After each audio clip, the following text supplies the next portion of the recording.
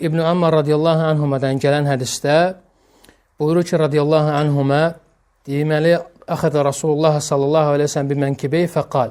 Peyğəmbər sallallahu aleyhi ve sellem əlini mənim çiynimə qoydu və dedi ki, kun fid dünya ki enneke qarib əv abiru səbil. Bu dünyada qərib və yaxud da yoldan keçən birisi kimi ol. Və sonra da İbn Ömər radiyallahu anhuma Peyğəmbər sallallahu aleyhi ve sellemin bu nəsiyyətindən sonrası buyurur ki, İdə əmsəydə fələ təntəzirə sabah. Əgər axşamladınsa sabaha çıxmağı gözləmə. O idə əsbəhdə fələ təntəzirə məsə. Sabahladınsa axşama çıxmağı gözləmə. Oxud min səhhətikə li maradik və min həyəti li mevtik. Sağlamlığından xəstəliyin üçün bir pay götür və həyatından da ölümün üçün bir pay götür. Və həqiqətən də bu hədis əzəmətli hədislərdən biridir ki, insan qəflətdən oyansın, insan ayıq olsun. Və ümumən bu hədis onu göstərir ki, biz dedik ki, Peyğəmbər sallallahu aleyhi ve sellem İbn Ömər radiyallahu anhumaya tövsiyə eləyəndə birinci əlini onun çiyninə qoyur. Əlini onun çiyninə qoyur və ona əzəmətli bir tövsiyə eləyir. Və bu da onu göstərir ki, hətta İbn Ömər radiyallahu anhuma həmən vaxtında çox kiçik yaşda idi, 12-14 yaşı var idi, 10-20 yaş arasında idi. Və Peyğəmbər sallallahu aleyhi ve sellem hətta o uşaq olsa da belə, yenə də onu öyrədirdi ki, dünyaya çox meyl etmə, dünyaya çox bağlanma və dünya səni axirətdən alıqoymasın. Və Peyğəmbər sallallahu əleyhi və səlləm həmçinin sahabə olan hərisliyindən, sahabə olan sevgisindən əlini onun çiyninə atır. Və bu da hədisdən çıxan faydalardan biri odur ki, əgər insan həqiqətən də məsələn biz hətta Peyğəmbər sallallahu əleyhi və səlləm bəzi sahabələrin əlindən tutardı və sahabələrinin əlini onların çiyninə qoyardı. Və bu da onu göstərir ki, insan hər hansı bir qardaşına bir yaxşılıq etmək istəyəndə, ona bir xeyri bir tövsiyə eləmək istəyəndə qardaş kimi onu yanına çəkər, ya əlindən tutar, ya qardaş kimi əlini onun çörəyinə atar ki, qardaşım bu şey eləmə, bu şeydən uzaq dur və s. Bu da həmən insanın qardaşı üçün nədir? Xeyir istəməyinə dəlalət edir. Bu da Peyğəmbər sallallahu əleyhi və səlləm bunu daimən öz sahabələri üzərindən inərdi, həyata keçirdi. Və deməli, hədisdə keçir ki, biz dedik ki, Peyğəmbər sallallahu əleyhi və səlləm İbn Ömər radiyallahu anhumaya öyrədir ki, yəni bu dünyaya çox bağlanma. Həqiqətən də deməli bu dünyaya çox bağlanmaq insanı axirətdən alır və insanı axirətdən qafil eləyir. Və deməli hədisdə keçən kəlmələrdən biri qəriblik kəlməsidir.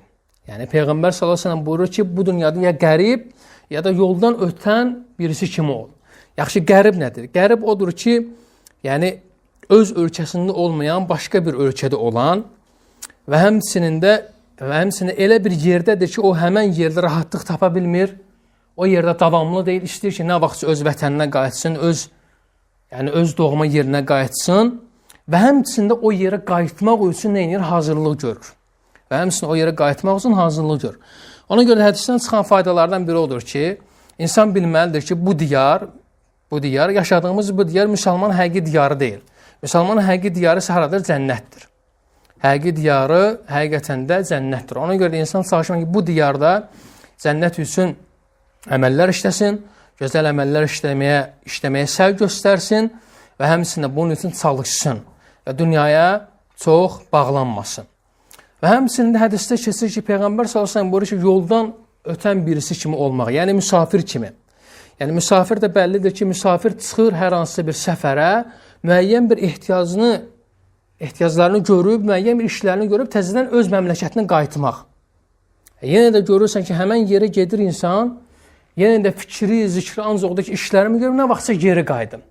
Nə vaxtsa geri qayıdım. Ona görə müsəlman da bu dünyaya gəlib ki, öz yaxşı əməllərini görsün, gözəl əməlləri işləsin və nə vaxtsa o diyara qayıdacaq. Əbədiyyət diyarına qayıdacaq. Ona görə də müsəlman lazımdır ki, bu dünyada qərib və yaxud da yoldan ötən birisinin misalı kimi olsun. Ona görə də onun daimən himməsi, istəyi daimən axirət olmalı, Allahdan cənnəti istəməli və cənnətə aparan yollara nə etməlidir? İnsan səy göstərməlidir. Deməli, hədisdə aydın olur ki, əgər biz qəribiksə, biz bu dünyada müsafir kimiksə, deməli bu dünya əbədiyyət dünyası deyil. İnsan nə vaxtsa bu dünyadan köçəcək. Ona görə də Allah subhanahu wa ta'ala bu dünyanın faniliyi haqqında var ki, kullu nəfsən zaiqatil maut. Həqiqətən də hər bir nəfs ölümə dadacaqdır. Və həmçinin Allah subhanahu wa ta'ala ölüm haqqında başqa bir ayədə buyurur ki: "Qul innel mautellazi tefirrun minhu fe innehu mulaqikum." De, hansı ki, qaçdığınız ölüm sizləri mütləq yaxalayacaq və mütləq sizlərə gələcək. "Thumma turadduna ila alimil ğaybi veş-şehadə feyunabbiukum bima kuntum ta'malun." Sonra isə siz qeybi və hər bir şeyi bilən alimlərin Rəbbinə qaytarılacaqsınız və o gün sizlərə etdiyiniz əməllər barədə sizlərə xəbər veriləcək. Və həmçinin də bu dünyanın qısa olması haqqında da Cəbrail əleyhissalam Peyğəmbər sallallahu əleyhi və səlləm yanına gələnlər deyir ki: "İş məşit fə innəkə meyyit." Nə qədər istəyirsən yaşa, nə qədər yaşasan da sonda öləcəksən. "Və ahbib mən şit fə innəkə mufariquhu." Kimi sevirsən sev, sonda ondan ayrılacaqsan.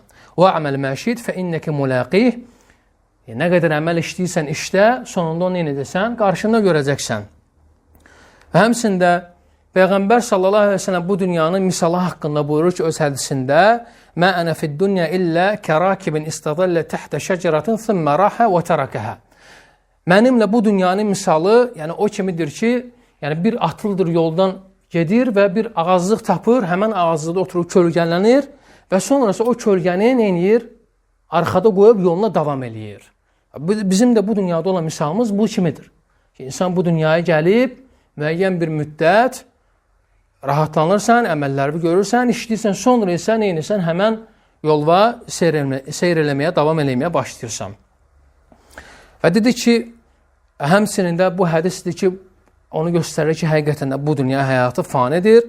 İnsan heç bu dünyada əbədi qərar tutmayacaq. Odur ki, insan daimən özünü bu dünyada qərib və müsafir kimi hiss eləsin və bilsin ki, həqiqətən də bu dünya qısa müddətlidir və nə vaxtsa başa çatacaq. Və Peyğəmbər sallallahu əleyhi və səlləm başqa bir hədisdə dünyanın misalını dördbucaqlı çəkərək ona bənzədir. Deməli, dördbucaq çəkir, kvadrat bir xətt çəkir Peyğəmbər sallallahu əleyhi və səlləm və həmən o kvadratın ortasından bu xəttə qədər bir xətt və həmçində bu xəttdən yuxarı bir xətt çəkir. Və Peyğəmbər sallallahu əleyhi və səlləm içəridə olan xəttə xırda belə nöqtələr qoyur ta o kvadratın yuxarıki xəttinə qədər. Və təbii ki, ondan sonra da bir dənə xətt yuxarı gedir. Və Peyğəmbər sallallahu əleyhi və səlləm buyurur ki, bu yəni məna olaraq hədisi deyim ki, yəni kvadratdan yuxarı olan bu xətt insanın istəkləridir, insanın arzularıdır. Lakin içəridə olan xəttdə isə qırıqlar var. Bir qırıq, iki qırıq, üç qırıq. Bu da insanın başına gələn müsibətlərdir. Başına bir müsibət gəlir, bundan keçdi. Başqa bir müsibət gəlir, bundan keçdi. Lakin sonda yenə insanın əcəli var. Yenə də insan əcəlindən kənara çıxmır. Lakin insanın yenə də arzuları deyir ki, mən filan vaxtı belə şeylər edəcəm, peşman vaxtı belə şeylər edəcəm. Amma insan bilməlidir ki, insan bu əcəlin dairəsindədir. İnsan bu əcəldən qırağa çıxa bilməz. Ona görə də insan çalışmalıdır ki, yəni bu dünyada xeyirli əməllər işləməyə, yəni davamiyyətli olsun və bunlara səy göstərsin. Və sonra isə və Peyğəmbər sallallahu əleyhi və səlləm başqa bir deməli dünyanın misalı bundan ibarət idi və həmçinin də hədislər dedik ki, yəni hədislərdən danışdıq, insan dünyaya çox bağlanmamalı və lakin insan həmçində biz demirik ki, insan tərk-i dünya olmalı və dünyanın naz nemətlərindən dadmalı deyil. Əksinə, insan Allah subhanahu wa ta'ala verdiyi, bu dünyada verdiyi halal ruzilərdən, nemətlərdən dadmalı və onlardan lazımi qədər istifadə etməlidir. Lakin bu nemətlər, bu naz nemətlər onun eləməsin, axirətdən qafil qoymasın. Ona görə də Allah subhanahu wa ta'ala bu dünyanın naz nemətləri haqqında buyurur ki, eyyuhəllədinə əmənu kulu min tayyibati ma razaqnakum.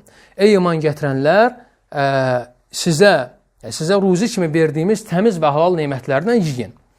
Ona görə də həmçinin də biz bilməliyik ki, əlhamdülillah, ən gözəl şeylər, ən təmiz şeylər, ən bahalı şeylər biz müsəlmanlara yaraşır. Çünki bunlara da biz layiqik. Əgər Allah subhanahu wa ta'ala bir insana nemət veribsə, mal veribsə, mülk veribsə, əlhamdülillah, nə gözəl. Ən gözəl yaşayış onda olsun, ən gözəl paltar onda olsun, ən gözəl mülk onda olsun. Niyə görə? Çünki bunlar ancaq müsəlmanın yaraşır. Bu bizə yaraşır. Kafirlərdə də bu var. Lakin bunlara ən layiq bizik. Çünki hədisdə keçdiyi kimi Allah subhanahu wa ta'ala gözəldir. Və gözəl olanı da sevir. Allah istəyir ki, bəndəsinə verdiyi nemətləri onun üzərində görsün. Və bunu da sevir. və bəndəsini pis görkəmdə görünməkdən və onun bu cürünə görsənməkdən Allah Subhanahu wa Taala xoşlanmır.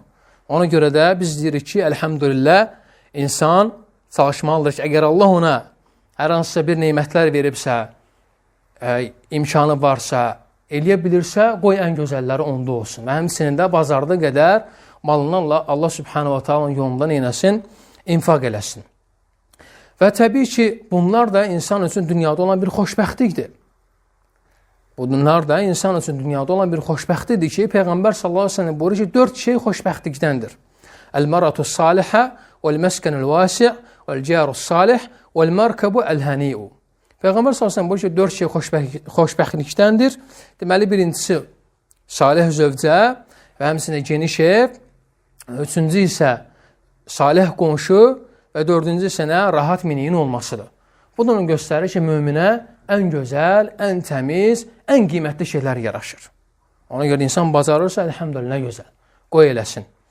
Və həmçinin də deməli, yəni hədislər onu göstərir ki, insanın doğrudan xoşbəxt olması üçün bu şeylərin olması yaxşıdır. Salih zövcəsi, gözəl qonşusu, rahat miniyi və həmçinin də yaşayışı da həmçinin gözəl olmalıdır.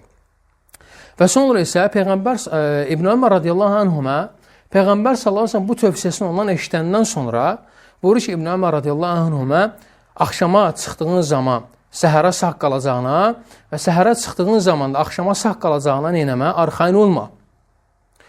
Və ona görə də bu İbn Ömər radiyallahu anhuma bu sözü bizlərə onu göstərir ki, insan vaxtının qədrini bilsin və bu gün işini sabaha qoymasın. Çünki Allah Subhanahu wa Taala hətta bu şeydən bizləri çəkindirib. Bu gün işini sabaha qoymaqdan sonra edəcəyəm deyək. Yəni bu şeyləri insan çalışmalıdır ki, yəni əgər hər hansısa bir yaxşı əməl gəldirsə, çalışsın ki, onu elə o anda eləsin. Çünki biz bilirik ki, bu dünya 3 şeydən ibarətdir. Dünən idi, keçdi, getdi, sabah gələcək bilmirsən və sənin əsas yaşadığın isə hal-hazırdır, indiki vaxtdır. Amma insan bilmir ki, bir neçə dəqiqədən sonra və yaxud da bir neçə saatdan sonra başına gələ bilər. Ona görə əlhəmdülillah, xeyirli əməlləri insan çalışsın ki, insan qabaqda getsin, öndə getsin və bunlar üçün tələssin. Ona görə də həmçinin insan çalışmalıdır ki, deməli, İbn Ömər radiyallahu anhuma öz sözündə bizlərə onu göstərir ki, insan vaxtın qədrini bilsin və ona görə də həqiqətən də vaxtın qədrini bilmək mühüm məsələlərdən biridir. İnsanı qəflətdən uzaq eləyir. Necə ki, Peyğəmbər sallallahu əleyhi və səlləm buyurur ki, 2 nemət var ki, insanlar ondan qafildirlər. Əs-sihhət vəl-fəraq, yəni can sağlığı, bir də neydən? Boş vaxtdan insanlar qafildirlər.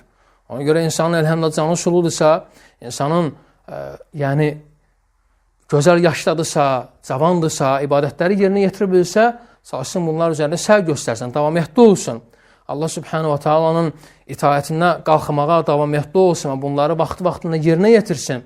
Və xüsusən gənclər çalışsın ki, elm tələb edəsin və gənclər çalışsın ki, mən tək gənclər yox, mən müsəlman çalışsın ki, Allah Subhanahu wa Taala məscidlərinə getməyə həris olsun və bütün namazları məsciddə əda etməyə həris olsun.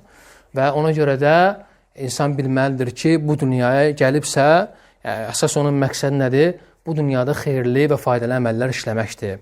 Ona görə də insan çalışmalı ki, bu dünyada vaxtını qiymətləndirsin və vaxtından qafil qalmasın və bilsin ki, qiyamət günü bundan sorğu-sual olunacaq. Ona görə də Peyğəmbər sallallahu əleyhi və səlləm bu xüsusda buyurur ki, la tazalu qadama abdin yawmal qiyamah hatta yus'alu an arba'a xisal. Peyğəmbər sallallahu əleyhi və səlləm buyurur ki, qiyamət üçün Adəm övladı 4 şey barəsində soruşulmayıncaya qədər addımını kənara ata bilməyəcək. Deməli onlar nədir? 4 dənə şey. An umruhu fima afnah və an malihi min ayna iktasabahu və fima anfaqahu və an ilmihi mədə amilə fihi. Deməli, o 4 şey nədir? Ömrünü nəyə sərf elədi, malını hardan qazandı və nəyə xərclədi və bir də elmi ilə nə əməl işlədi.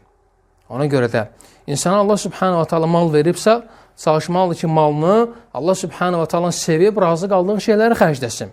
Və 2, sonra isə Allah Subhanahu wa Taala insana ömür veribsə, həyat veribsə, çalışsın ki, ömrünü, həyatını Allah Subhanahu wa Taala itaətlərinə sərf eləsin.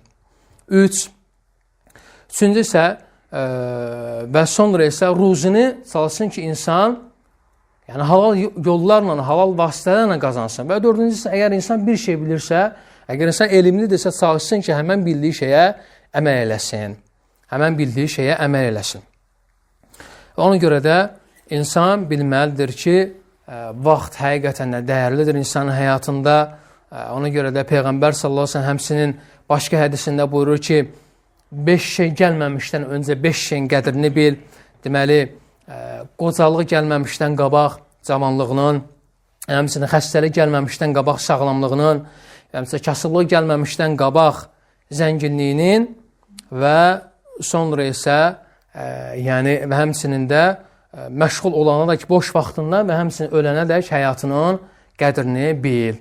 O insan çalışmalıdır ki, bu 5 şeyə və həmçinin dediyimiz hədisdə keçən həmən o az öncə dediyimiz hədisdə keçən 4 şeyə və həmçinin burada keçən 5 şeyin insan qədrini bilsin. Bunlar hamısı insanın zamanının, vaxtının dəyərli keçirməsinə sübutlardan biridir, dəlillərdən biridir. Ona görə də yəni məşhur sözlərdən olan Əli radiyallahu anhu buyurur ki, Əli radiyallahu anhu buyurur ki, irtəhələtü dünya və hiyə mudbira və irtəhələtül əxirə və hiyə muqbilə. Əli radiyallahu anhu buyurur ki, həqiqətən də bu dünya yəni gəldi və gedəcək, lakin axirət isə öndədir, gəlir. Ona görə də buyurur ki, fəkunu min əbnəil əxirə və lə təkunu min əbnəil dünya. Siz axirətin qulları olun, dünyanın qulları olmayan. Əl-yevmul əl-əməl və lə hisab və qadən əl-hisab və lə əməl. Bugün əməl var, hesab yoxdur, lakin sabah isə hesab olacaq, əməl olmayacaq. O insan çalışmalıdır ki, bu dünyada yaşadığı müddətcə faydalı əməllər işləsin, bunlar üzərinə səv göstərsin və vaxtını xeyirli şeylərə sərf eləsin, insan qəflətdən uzaq olsun, qəflətə aparan şeylərdən insan özünü uzaq eləsin.